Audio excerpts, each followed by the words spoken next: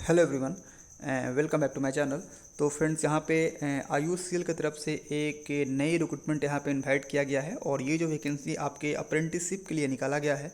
तो जो कैंडिडेट्स अगर अप्रेंटिसशिप करना चाहते हैं तो उनके लिए एक अच्छा अपॉर्चुनिटी यहाँ पे निकल के आया है। तकरीबन 1400 पदों पर ये वैकेंसी यहाँ पे इनवाइट किया गया है, अलग अलग रिफाइनरी में, जो भी भारत में रिफाइनरी है।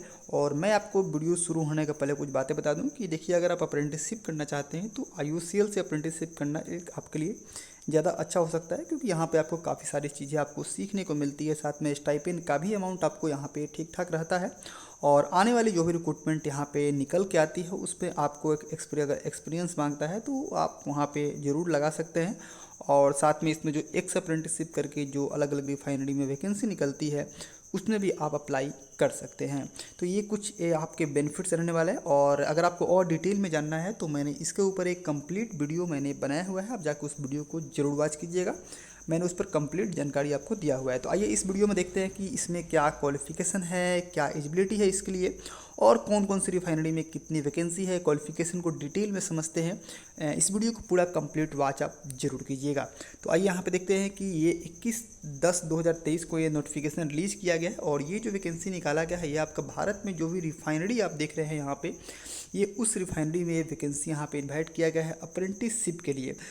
कौन कौन सी रिफाइनरी में, तो आप रिफाइनरी का नाम यहाँ पे आप देख लीजिए: गुवाहाटी, बरौनी, गुजरात, हल्दिया, मथुरा, पानीपत, डिगबोई और बोइंगांव और प्रदीप। तो इस तरह से जो भी आपको यहाँ पे रिफाइनरी दिख रही है, यहाँ पे आप किसी भी एक रिफाइनरी में अप्लाई यहाँ पे कर सकते हैं।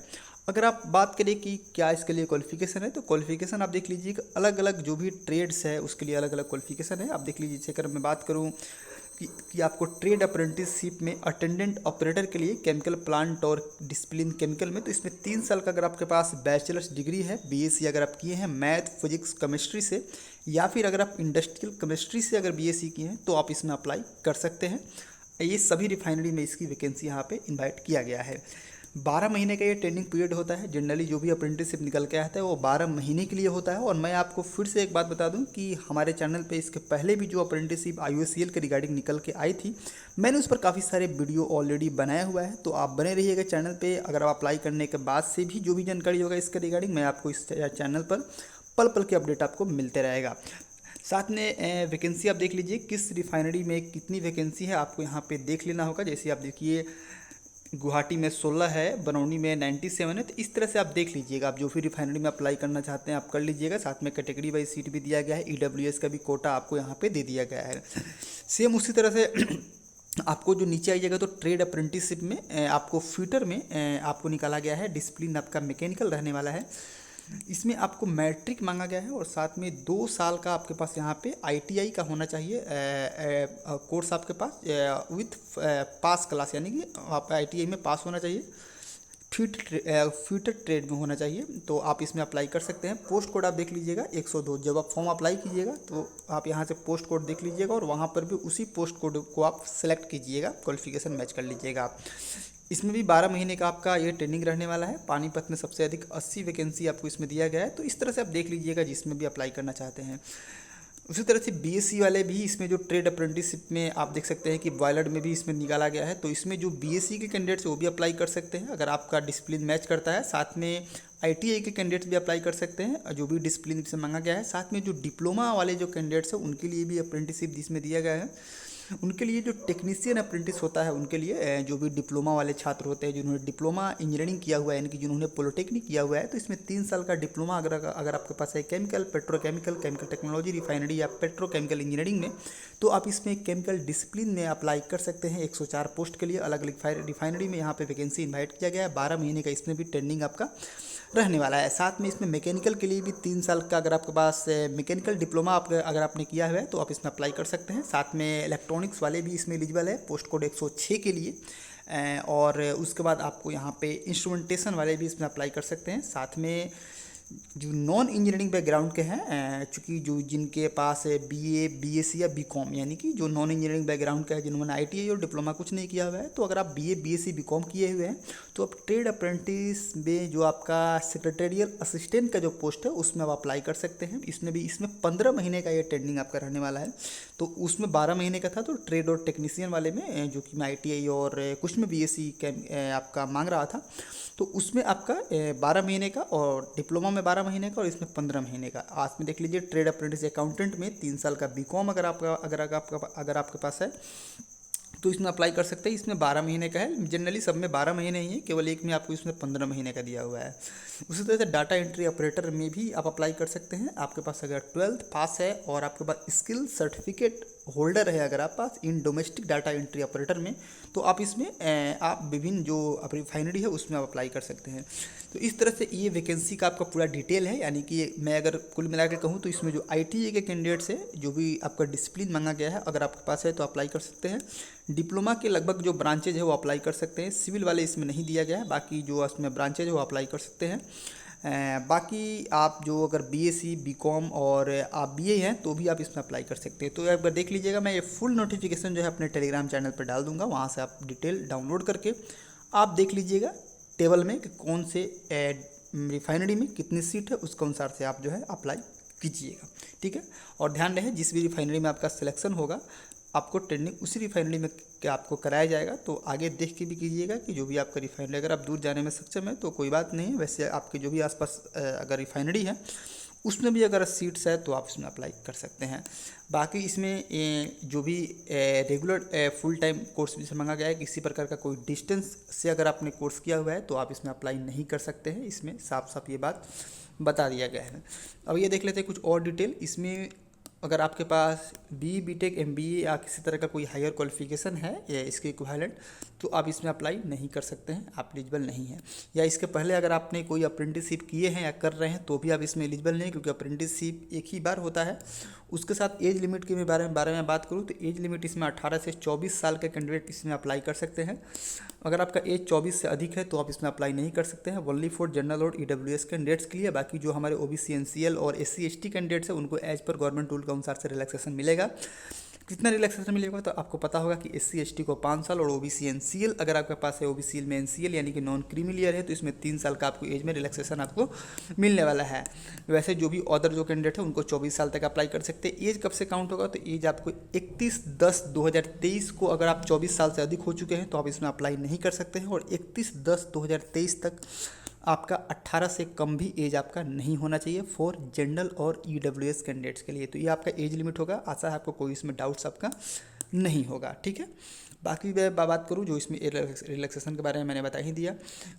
बाकी जो भी आपका एज हो गया या फिर क्वालिफिकेशन होगा, ये सारी चीज़ें का जो कट ऑफ डेट आपको दिया गया है, ये सब चीज़ें आपका 31/10/2023 तक आपका कंप्लीट होना चाहिए। जो भी क्वालिफिकेशन है वो भी आपका इस डेट के पहले आपका रिजल्ट वगैरह सारा आपका डिक्लेयर हो जाना चाहिए, इस बात का ध्यान रखिएगा। बाकी ये जो अप्रेंटिसशिप निकाला गया है, ये केवल जो अप्रेंटिसशिप है यानी कि 12 महीने या फिर जो 15 महीने जो भी आपका ट्रेनिंग पीरियड रहेगा, उसी समय तक के लिए आपको वहाँ पे उस रिफाइनरी में इंगेज किया जाएगा।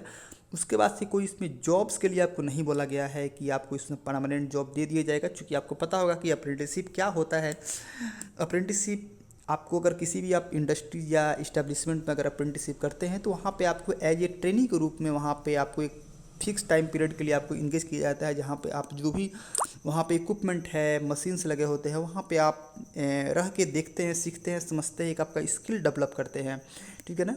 तो और उसके बाद कोई उसमें जॉब्स के लिए आपको नहीं बोला जाता है। हाँ, लेकिन आप सीख लेते हैं तो आप जो भी वहाँ पे जो आपके फ्रेशर जो कैंडिडेट्स होंगे उसके मुकाबले आपका एक अलग रहेगा कि आपने कोर्स भी किया हुआ है डिप्लोमा BE BTech और साथ में आपके पास एक 1 ईयर का अप्रेंटिसशिप ट्रेनिंग है, जिसे आप प्राइवेट में एक एक्सपीरियंस के तौर पर भी लगा सकते हैं। बाकी और भी जो गवर्नमेंट्स फॉर्म भी निकल के आते हैं उसमें भी कहीं कहीं एक्सपीरियंस के तौर पे काउंट करता है। बाकी उसमें नोटिफिकेशन में मेंशन होता है कि आपको एक्सपीरियंस के तौर पे ले रहे हैं कि नहीं ले रहे हैं।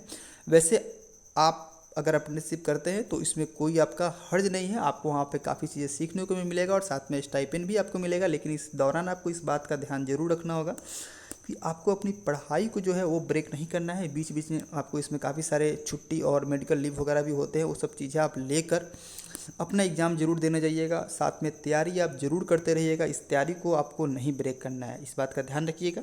तो आप जो भी आपका क्वालिफिकेशन है उसके रिगार्डिंग जो भी गवर्नमेंट फॉर्म निकल के आता है उसे आप भरिए, एग्ज़ाम दीजिए, तैयारी करते रहिए, जो भी आपका समय यहाँ पर बचता है।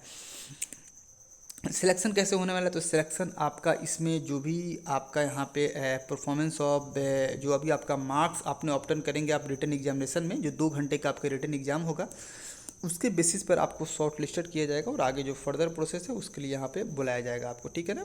और आपका जो रिटन टेस्ट के माध्यम से होने वाला है इसमें कोई आपका मेरिट पर सिलेक्शन नहीं होगा, क्योंकि जनरली देखा जाता है कि जो अप्रेंटिसशिप निकल के आता है उसमें आपको मेरिट लिस्ट यानी कि जो भी आपका डिप्लोमा या फिर जो भी क्वालिफिकेशन में आपका मार्क्स है उसके आधार पर शॉर्ट लिस्टेड करके आगे आपको इंटरव्यू के लिए बुलाया जाता है। लेकिन इसमें आपको रिटन टेस्ट आपका रखा गया है। अब ये रिटन टेस्ट होगा कहाँ, तो रिटन टेस्ट आपका जो इसमें बताया गया है कि अगर आप गुवाहाटी, बरौनी और गुजरात रिफाइनरी और डिगबोई और बोइंगांव अगर आप इन किसी रिफाइनरी में अप्लाई करते हैं तो इसका रिटन टेस्ट आपका जो भी रिस्पेक्टिव रिफाइनरी यूनिट होगा वहीं पर होने वाला है, ध्यान रखिएगा। तो आप अगर डाल रहे हैं तो वहाँ पर एग्जाम देने के लिए जाना पड़ेगा। लेकिन अगर आप इसके अलावा हल्दिया, मथुरा, पानीपत, ठीक है, इसके लिए अगर आप अप्लाई करते हैं या फिर प्रदीप के लिए, प्रदीप रिफाइनरी के लिए अप्लाई करते हैं तो इसका रिटन टेस्ट आपको कोलकाता, नोएडा, न्यू दिल्ली में आपका यहाँ पे भुवनेश्वर रिस्पेक्टिवली, यानी कि कहने का मतलब ये है कि जैसे मानिए कि अगर आप यहाँ पे हल्दिया डालते हैं तो हल्दिया का आपका कोलकाता में होगा, उसी तरह से मथुरा आप डालते हैं तो इस तरह से नोएडा होगा। तो इस तरह से आपका अगर आप ये रिफाइनरी सेलेक्ट करते हैं तो यहाँ पे होने वाला है। रिटन आपका मल्टीपल चॉइस क्वेश्चन होगा, 4 ऑप्शंस आपको दिए जाएंगे, ठीक है ना, जिसमें से 1 ऑप्शन करेक्ट होंगे आपको वहाँ पर टेक आउट करना पड़ेगा, ठीक है। तो ये चीज़ें दिया गया है। बाकी इसके बाद आपको डॉक्यूमेंट वेरिफिकेशन वगैरह के लिए बोला जाएगा, कौन कौन सा डॉक्यूमेंट लगेगा, ये सारी चीज़ें दिया गया है। रिजल्ट आने के बाद मैं एक और वीडियो बनाऊंगा, ये सब सारी चीज़ें बात की बातें हैं। एक प्री इंगेजमेंट मेडिकल फिटनेस भी वहाँ पर आपको देना होता है, तो ये सब चीज़ें सारे का फॉर्मेट वगैरह दिया है मैंने। इसके पहले भी काफ़ी सारे वीडियो मैंने बनाया हुआ है और आगे और भी मैं नया वीडियो बना दूंगा जब आपका रिजल्ट वगैरह आ जाएगा। तो स्टाइपेंड कितना दिया जाएगा, तो स्टाइपेंड के बारे में यहाँ पे आपको क्लियरली नहीं मेंशन किया गया है कि कितना स्टाइपेंड दिया जाएगा, लेकिन जनरली आप इतना उम्मीद रख सकते हैं कि आपको 10,000 से ऊपर 15,000 के आसपास ये स्टाइपेंड आपको यहाँ पे मिल सकता है, ठीक है ना। तो 12 से 15,000 के बीच में स्टाइपेंड आपको मिल सकता है, क्योंकि रिफाइनरी में देखा जाता है कि स्टाइपेंड मोटा मोटी ठीक ठाक रहता है, लेकिन मैंने जो बताया कि एवरेज आपको 12 से 15,000 का स्टाइपेंड मिल सकता है। अब ITI जो होते हैं और जो डिप्लोमा होता है उनमें 2 से 3,000 का फ़र्क होता है। जैसे अगर मानिए कि अगर आपको ITI को 10,000 मिलता है तो डिप्लोमा को हो सकता है 12,000 मिले या फिर 15,000 मिले, या फिर 12,000 उनको मिल रहा है तो 15,000 डिप्लोमा को मिले। तो इस तरह से स्टाइपेंड आपको ये वैरी करता है, ठीक है ना।